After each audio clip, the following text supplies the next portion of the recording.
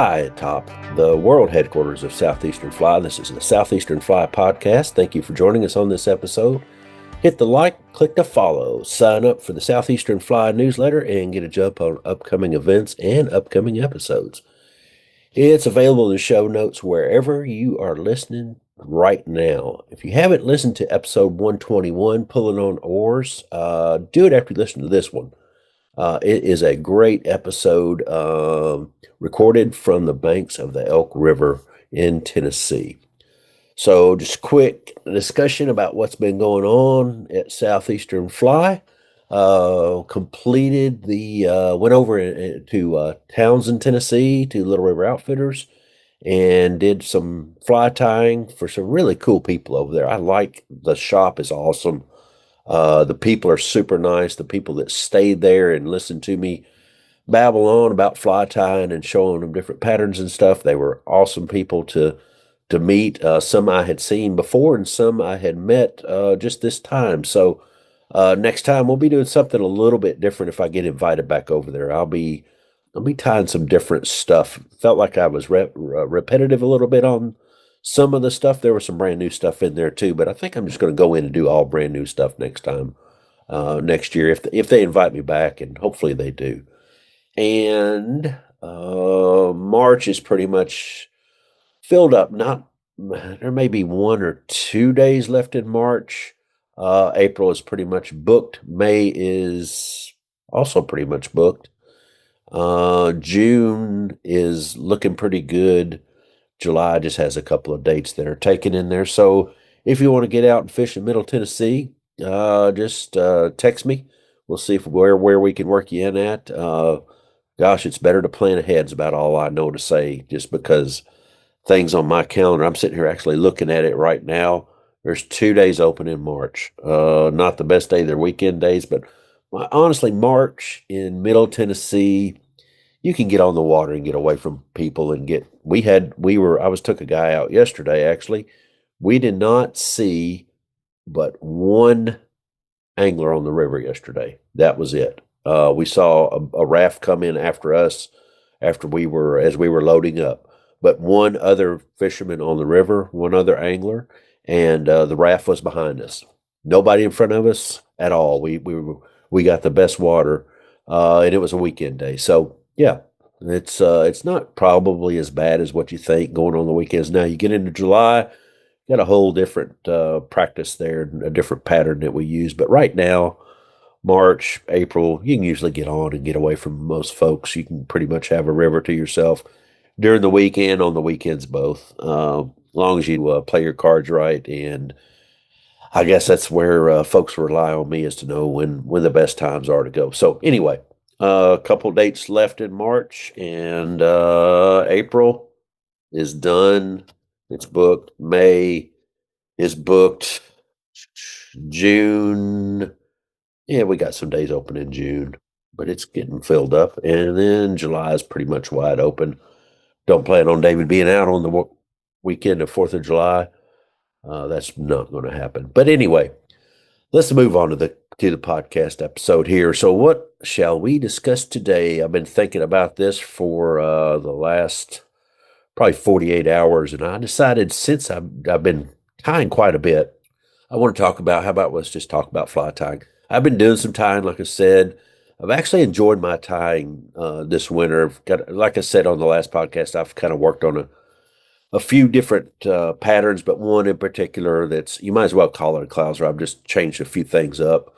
And so I jotted down a few things to talk about. First off, I want to make sure that everyone knows that nothing is absolute.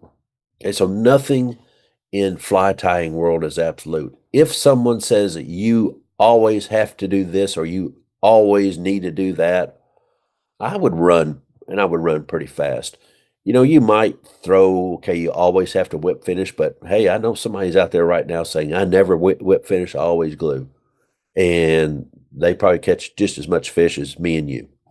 So I don't know. I wouldn't get too dialed in on any one thing. Just what the biggest thing here is just try to, and I'm still doing this. I've been doing this what feels like forever, but I'm still doing this. I'm trying to improve my skills as we go. And if you're in front of people and they've got a camera on your hands, you get a little self-conscious and you start feeling, okay, maybe this isn't exactly, I'm not, might be not be doing this exactly right. But so that made me focus more on the things that I need to work on. And so here are some things that just to consider. These are some of the things that I've been considering is start with the right thread control, the right amount of consistent tension, not just tension, but consistent tension. If your tension is too loose, the materials will start spinning on you. And if it's too tight, I mean, how many times have you broken thread? I know I've broken thread a lot. You'll either break the thread or you can also flare the materials. And that flare of materials causes a whole different problem. And we'll get out into that in just a minute. Practice your control. Flat wraps are really good. Occasionally, you want to spin your bobbin counterclockwise. That's for the right-handed tires. And if you spin that thread counterclockwise, it'll flatten that thread out and it'll lay across the hook shank a little better, especially as you're laying down that first line of thread across the hook. You can lay it down better that way. So just keep that in mind. Less materials is also usually better. Man, whenever I first started, and most beginners do this, quote unquote, I overdressed a fly. That was part of the reason why I ended up developing, unbeknownst to me, developing the Buster Browns because I was trying to overdress the fly. So I was putting way too much material on the fly. So remember, sparse patterns, they look more natural in the water. Think zebra midge here. It's a simple fly. It comes from, it works because it's simple and it's small. Actually, the smaller, the thinner the profile, the better. So no bulk on those. But yeah, so most beginners will overdress the fly just like I did, just like you've probably done.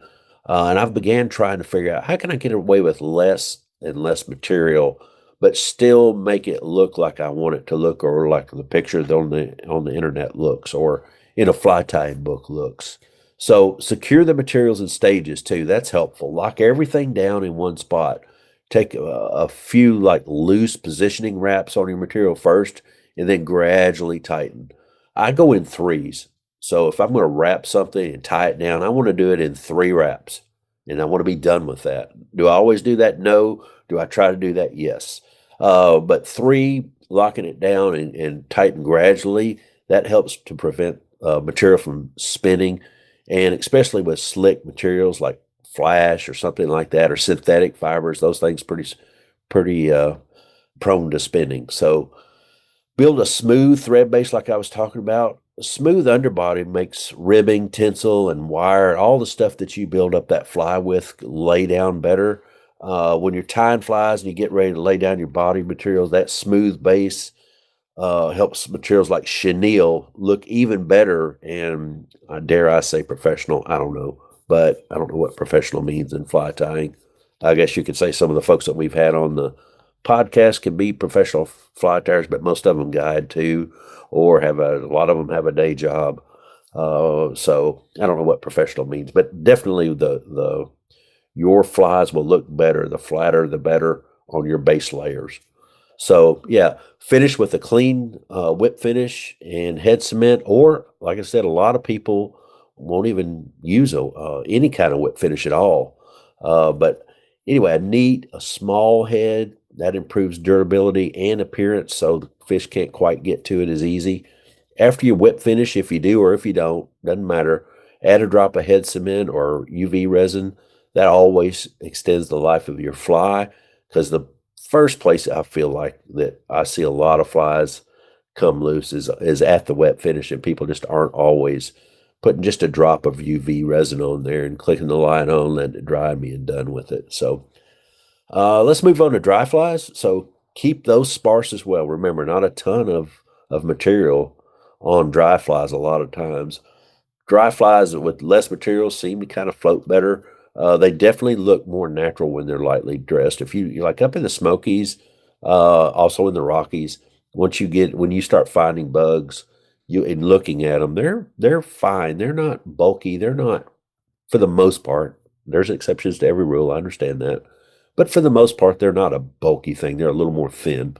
So also keep in mind that if you start overdressing a dry, you'll start seeing that it soaks up excess water, and the next thing you know, you're blowing on it. You're taking it out of the water. You're blowing on it. You're trying to put whatever your choice of floating on it is, and once it starts sinking, it really is hard to get the buoyancy back. So keeping the materials sparse, unless are using if you're on foam, totally different discussion here. But I'm talking dry flies here that basically are without foam. So tail length also is one thing that it took me a while to understand that actually matters more than what you think it does. So if you think about a thunderhead pattern, that's David's favorite pattern right there. Everybody knows that. Aim for the tail to be just about the same length as the hook shank. If it's too long, it throws the balance off and it kills the silhouette. But if you think about fishing a dry, and let me just go back to the Smokies just a minute, because that's where I've probably done it more than anywhere. If you're trying to lift all your line off the water and all your leader off the water and all your tippet off the water, you've got a dry fly that's balancing on the hackle on the front, if you've got hackle, and the tail on the rear. And if you get on a micro vision of it, bend of the hook down really starts kind of acting as a ballast to balance that fly. So you don't want your length of tail to be too long because it won't set it up there like you want it to. Now, that being said, if you haven't fished that way and you're in the Smokies, uh, you'll want to try to fish that dry. And this is big. I know I've said this before, but this is really big. And Barry Huber, B Money, part of the Liars and Tires, really taught me this, and I was just watching him. But he could balance the fly without any tippet on the water, without any fly line, without any leader, without nothing. He was just holding it up. So really super focused on that fly and making it balance as it went through all the little curves and riffles and everything you can think of in the Smokies. Think middle prong. We fished that quite a bit, and he could make that fly go through just about any type of water, just setting up on that front hackle and the tail with the bend of the hook acting as ballast. He learned that from Ian Rudder. Ian and Charity fish that way a lot too, pretty much that way. But man, it's impressive. Once you figure out how to do that, you just get super in tune with the fly. So bringing that back around, that tail length matters. What also matters is control your hackle. Man, this is so tough. It's just super tough for me to do this for some reason. But one thing that'll get you there is that proper hackle size. That's critical to you having a really good looking dry fly. So if you can control that, so not too much. Also use a hackle that's about 1.25 to 1.5 times the hook gap for a better float and a better footprint. And again, if you're fishing with your tippet off the water, fly line, and leader off the water, you don't quite have to have quite as much hackle as what you would if you're just slapping it out there and letting everything go however it's going to go. So use quality if you're using hair of any kind. So think about deer hair. Stack and clean the deer hair or elk hair, whatever it is, before you're tying it in. Removing the underfur really helps A, for it to tighten down, but B, for flotation. And flotation is everything on a dry. Avoid crowding the eye. Leave some space behind the hook eye. Crowding the eye makes it harder to tie on. You might have to take another fly and get the hook into the eye and push it around so you can fit your tippet in. Dude, if your fly can't fit on the tippet, or if you can't tie on tippet because of the eye, that fly is of no value. No reason to even bring it to the water. I don't know how many times I've done this. Pick a fly out of the box and can't get the dead gum tippet through it. Makes me just want to throw it away. But I'm on the water. It's hard to throw away flies on the water. But do that at the bench. If you've crowded the eye, don't put it in the fly box. It's not worth taking. Some people say grab a lighter. Do whatever. Save that. Save. I know you want to save your hook, so unravel it, grab a lighter, cut it off with a razor blade. Do whatever, but don't take that fly to the water and try to fish it, because it's just going to make you. It's a waste of your time when you could be getting your fly in the water and catching a fish. Nymph tips. Let's move on to nymphs.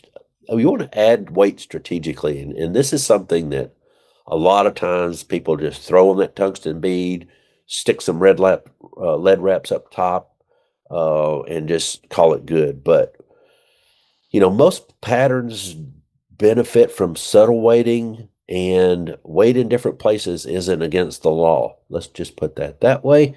So as you work with, let's just say that I am tying a beadhead pheasant tail. I've been known to use those before. If I've got one that has lead and one that doesn't, or one that has lead and a bead and one that doesn't have a bead, only lead, you have to have a way, if they're the same pattern, the same size, they look, pretty much the same. There's got to be a way for you to tell them apart. I don't know if that's put a different colored thread on it, which changes the pattern, I know, or put it in a different place in the fly box. Do something to where you'll know what it is, and the weight, which one weighs more than the other. Because as you move on from place to place down the river, the water depth changes, the speed changes, everything changes as you walk up and down the river, and you'll want to change that weight accordingly. So be strategic about that. Thin bodies on nymphs sink faster. Slim cuts through the profile of the water a little bit better. Resist the urge to bulk up your dubbing and make it really big. So don't make it look out of whack, if you will. Because remember, you'll want to make sure that it looks kind of the same as a regular nymph that might be in the water, and make sure that your profile is looking good. Don't you got it's hard not to do this, but resist that urge to bulk up your dubbing. It's critical. Durable ribbing is key. Counterwrap your wire ribbing to reinforce like delicate materials. Like I've got a friend that ties. Well, he calls it a peacock eye midge, but really what he does is he strips off the color of the peacock eye down to the barb or whatever that's called, puts it in water, soaks it, takes it out, wraps just that on there, and then counter wraps it with a small, super small wire, and he counter wraps that wire. So counter wrapping really does save your flies, especially if you're having a good day. Dude, there's nothing worse than that fly, just feeling that fly is almost done, and you had to pick another one out. Counter wrapping may give you another two or three fish on that. Dubbing, that's another thing, especially on nymphs. It's okay to mix two shades of dubbing for like a more natural look if you want to. As a matter of fact, it's probably better because every Johnny Fisherman has yellow, every Johnny Fisherman has olive. But if you can get something that's a little off color, maybe that helps you. To get that buggy look, you want it to look more natural than flat, so you want to pick that out. If you hear they're catching on something yellow, for instance, maybe give a few different shades of yellow color. Maybe you've got a favorite dubbing all of a sudden that just works on your home river. Build a taper. A slightly thicker thorax, slimmer abdomen improves the realism of the fly. And dude, profile trigger strikes. I don't care what anybody says. Streamer tips, movement over bulk. I've really been on this one. This is a kick I'm on right now. Ask me in about a month, I may be over it. But movement over bulk. Focus on materials that breathe and pulse. I can think of three that are in my head right now that do that. They breathe and pulse, and I've replaced some that sort of pulse with one of these three materials that are in my head. And I'm not going to let you in there to see what they are. You can go figure them out yourself, though. Just go in the fly shop and spend some time looking at the wall. There's plenty of stuff in there that breathes well and moves well. Secure your long materials well. This is definitely something that you'll want to do. So if you think about a clouser, especially the bottom deer hair on the clouser, lock that in. Lock that bucktail in with some firm thread pressure. Remember, a couple lighter wraps and then pull.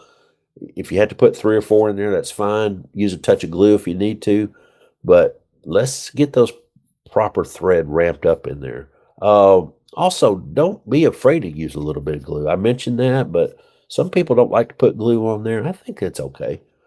Let's see, balance the fly, I think that's a good one. Even proportions, not even proportions, it's even proportions, so level proportions can prevent a fly from fouling. It can improve your swim action, that's a fact. And I'm not talking musky here, I'm talking more trout. As a rule, I try to keep the tails about 1.5 to 2 times the hook shank length on most flies. Some are shorter for a reason, some are a little longer for a reason. Again, that's trout flies. Musky flies are completely out. I don't know what you do about those other than tie as many colors and variations and profiles as you can and hope that for some reason that fish decides it's time to eat. Use flash sparsely. I am a big believer in this. Too much flash can overpower a pattern. Just a few, 2, 3 strands, that's a lot of times that's enough. So if you watch bait fish, now I'm talking actual bait fish, I'm not talking bait fish patterns, I'm talking bait fish. They'll swim and you really don't see that flash until they turn. I don't know if the fish sees that differently, but I know that less flash to me works better on our waters. Maybe it's different on yours. Maybe you've got it, in your head that flash is key. But I'm starting to get less and less flash on my flies, and we seem to be catching more and more and getting more drive-bys, getting more hits. Man, I had a heck of a drive-by yesterday. Let me tell you about it. So we were floating on one generator. It's about 3,500 CFS, and just bombing the bank, just with a zoo cougar. More on that later. Uh, just bombing the bank, and I like threw it in to the bank and swam it over a log, and all of a sudden this big old piece of butter just came up and did one of those slow arcs that fish will do sometimes, and it turned its side when it turned it on its side just before it refused to fly. But on its side, it showed me all the bottom of the fish, and it was all this bright yellow, awesome fish. I don't know how long it was. It looked like it was about 30 inches, but you know how those fish do whenever they turn on their side and make a big roll like that after something? It's not like you see them for a second. You see them for a lot longer time than you would just a fish coming up and ghosting, because they've got a little bit of time to come up and look at that fly. Anyway, honestly, it looked like it was probably about a 20-inch fish, but it was probably 16 or 18, maybe. But the amount of time that I saw the yellow on the bottom of that fish as it turned on its side and came to eat with its bottom toward me, holy Toledo, it was something. Anyway, just keep that in mind. That's something to keep in the back of your head is bait fish when they turn is when you see the flash. If they're just swimming along, you don't see as much flash that way. But a big turn on a bait fish, like they're fixing to run into a dam or something, they'll make a big turn and you'll see a flash, especially if you're on the outside of the turn. Uh, the head again, we talked about us building the right head on the dry. This is something strong. I strongly feel like I need to do more of is just thinking about the abuse that a streamer takes. So, how many times have you been fishing the banks and just ping it off a rock, ping it off a tree, uh, running into a log and push it out with your rod tip without breaking it, which isn't always easy. Just a lot. The head of the fly takes the fish eat the head if they're really eating if they're eating hard. So the head takes a lot of abuse. The rest of it does too, but just on the head, just a few extra wraps there and a solid coat of UV resin for durability if needed, and I think it's needed.